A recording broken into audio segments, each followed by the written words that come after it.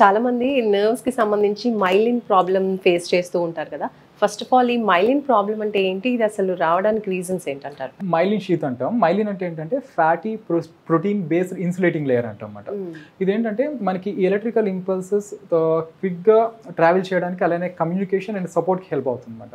మనకి ఎక్కడ myelin damage అవుతే ఎలా ఉంటుందంటే ఈ విజన్లో చేంజెస్ కానీ, ఈ నమ్నెస్ కానీ, టింగ్లింగ్ సెన్సేషన్స్ కానీ, అలానే ఎక్స్ట్రీమ్ టైర్డ్నెస్ ఉంటుందన్నమాట. And pins and needle sensations కానీ, ఈ షాక్ లైక్ సెన్సేషన్స్ కానీ ఇవన్నీ చూస్తుంటాం. సో ఈ మైలిన్ ఏంటంటే మనకు ఇంకొకటి డ్యామేజ్ అయినా కూడా మనకి మన బ్రెయిన్ అనేది మళ్ళీ దాన్ని రీజనరేట్ చేసుకోగలుగుతుంది. అంటే ఈ మైలిన్ ఎలా అవుతుందంటే myelin made by different types of cells మాట.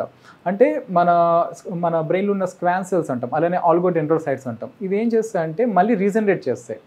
ఈ ఆల్గోడెండ్రోసైట్స్ ఏంటంటే మన బ్రెయిన్లో ఒక టైప్ ఆఫ్ స్టెమ్ సెల్స్ నుంచి వస్తాయి అన్నమాట.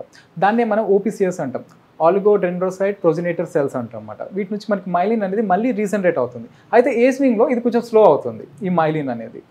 సో ఇక్కడ ఏమవుతుంది మనకి ఈ డిస్క్ కంప్రెషన్స్, నర్వ్ కంప్రెషన్స్ క్రానిక్గా ఉన్నప్పుడు, హెర్నియేషన్స్ ఉన్నప్పుడు ఒక్కొక్కసారి మైలిన్ డ్యామేజ్ అయ్యే ఛాన్సెస్ ఉంటాయి అన్నమాట.